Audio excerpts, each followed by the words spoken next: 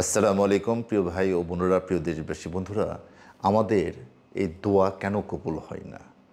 এই দোয়ার উপরে আমরা তো দোয়া করছি, কিন্তু এই দোয়ার উপরে আমাদের বিশ্বাসটা কতটুকু? একটা কথা আপনি মাথায় রাখবেন, সেটা হচ্ছে যদি আপনার ভিতরে বিশ্বাস জিনিসটা যদি 100% জন্ম নেয়, পৃথিবীর এমন কোনো জিনিস নাই সেটা আপনি হাসিল করতে পারবেন না, এরকম কোনো জিনিস নাই। সব কিছু আপনার কাছে চলে আসতে বাধ্য হয়ে যাবে। বন্ধুরা, আজকে এমন এক বিশ্বাস নিয়ে আমরা কথা বলবো এবং একটা গল্প শোনাবো আপনাদেরকে, যে আপনার বিশ্বাসের স্তরটা অনেক উঁচু লেভেলে চলে যাবে। বন্ধুরা, এক জঙ্গলে অনেক বড় একটা অজগর সাপ ছিল।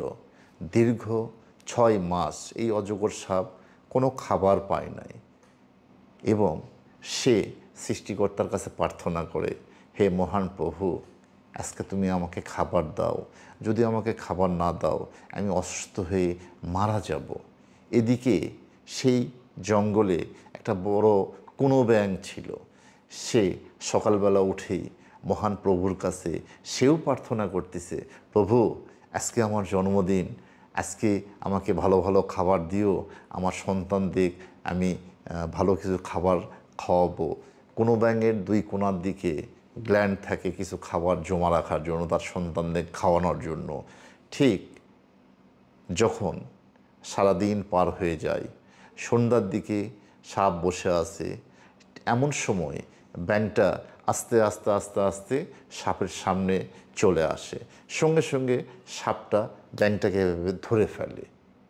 ব্যাঙটাকে ধরে ফেলে, কিন্তু গিলে খাওয়ার পজিশানে ব্যাঙটাকে পায় না। ঠিক এভাবে থাকে, কারণ অজগর সাপ যদি কোনো খাবারকে ধরে, তাহলে তাকে ঠিকমতো মৃত্যু না হওয়া পর্যন্ত তার পজিশান ঠিকমতো মুখের মধ্যে যদি না আসে, তার গিলতে সমস্যা হয়। এই কারণে পজিশন ঠিক করতে হয়। এই সময় প্রার্থনা চেঞ্জ হয়ে যাচ্ছে। সকালের প্রার্থনা আবার সন্ধ্যাবেলা চেঞ্জ হচ্ছে প্রভুর কাছে। সাপ প্রভুর কাছে দোয়া করছে, হে মহান প্রভু, আমি জানতাম তুমি আমাকে নিরাশ করবে না, তুমি আমাকে খাবার দিবে। এদিকে অনুরূপভাবে ব্যাঙ মহান সৃষ্টিকর্তার কাছে অনুরূপভাবে প্রার্থনা করতেছে, মহান প্রভু, আমি তোমার সব কিছু জানি। তোমার মানুষকে পরীক্ষা করার, সৃষ্টিকে পরীক্ষা করার, জীবকে পরীক্ষা করার জন্য তুমি বিভিন্ন কিছু করো। আমি জানি তুমি আমার পরীক্ষা নিচ্ছ, আমাকে তুমি অবশ্যই এই সাপের মুখ থেকে উদ্ধার করবে। সেই সময় সেই জঙ্গলে বৃষ্টি নামে এবং বজ্রপাত শুরু হয়।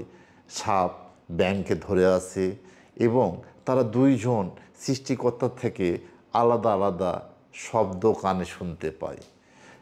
সাপকে সৃষ্টিকর্তা বলে, ধরে আসিস ধরে থাক, আর ব্যাঙকে বলে, পড়ে আসিস পড়ে থাক। এইভাবে সাপ ধরে আসে ব্যাঙকে, ব্যাঙও পড়ে আসে। এমন সময় পার হচ্ছে। এই টাইমে ভোর হয়ে যাচ্ছে, অনেক সময় পার হয়ে গেছে। ব্যাঙটা সম্পূর্ণ নিঃশ্বাস বন্ধ হয়ে মরার ভঙ্গি করে পড়ে আছে। সাপটাও ধরে আছে। ভোর হয়ে যাচ্ছে। সাপ তখন মনে মনে চিন্তা করতেছে, ব্যাঙটা মনে হয় মারা গেছে। এই রকম টাইমে সে ব্যাঙের পজিশনটা ঠিক করে তাকে গিলে খাওয়ার জন্য যেই মুখ ফাঁক করছে, ব্যাঙটা চট করে লাফ দিয়ে দিছে। এবং সেই টাইমে তার প্রার্থনা আবার চেঞ্জ হচ্ছে। সাপ সৃষ্টিকর্তার কাছে প্রার্থনা করতেছে, হে মহান প্রভু, তুমি আমাকে এই সুন্দর খাবারটা দিয়ে আমার মুখ থেকে তুমি কেড়ে নিলে। সেই টাইমে ব্যাঙটার প্রার্থনা আবার চেঞ্জ হচ্ছে। ব্যাঙ বলতেছে, প্রভু, আমি জানতাম তুমি আমাকে নিরাশ করবে না, আমাকে তুমি রক্ষা করবে, আমাকে তুমি প্রাণে রক্ষা করবে, আমার সন্তানদের জন্য হলেও আমাকে তুমি রক্ষা করবে, আমি জানতাম। এই সময় মহান সৃষ্টিকর্তার আবারও দুইজনকে দুটা মেসেজ পাঠিয়ে দেয়। সাপ শুনতে পায়, সাপকে বলে যে তুমি তোমার বুদ্ধি যখন কাজে লাগাইছো, তখন তুমি সেই কাজে সাকসেসফুল হতে পারোনি। তোমাকে আমি ধরে রাখতে বলছিলাম। আর ব্যাংকে বলে তুমি আমার কথা শুনেছ, তুমি মরার ভঙ্গি করে পড়েছিলে এবং পজিশন মতো তুমি লাভ দিতে পারছো, তোমার কর্মে তুমি সফল হয়েছো। বন্ধুরা, এই সাপ আর ব্যাঙের পজিশন আমাদের মধ্যেও কি ঠিক এইরকম না? আমরা কতটুকু আমাদের সৃষ্টিকর্তার উপরে ভরসা রাখতে পারি, ধৈর্য রাখতে পারি, কতটা বিশ্বাস রাখতে পারি, আস্থা রাখতে পারি, আপনি নিজে আমাকে কমেন্ট করে জানাবেন। বন্ধুরা, একটা কথা বলে রাখলাম, বিশ্বাস জীবনের সব কিছু। আপনি যদি বিশ্বাস না থাকে কিছুই পাবেন না, না সৃষ্টিকর্তা পাবেন, না এই দুনিয়া পাবেন। আসসালামু আলাইকুম।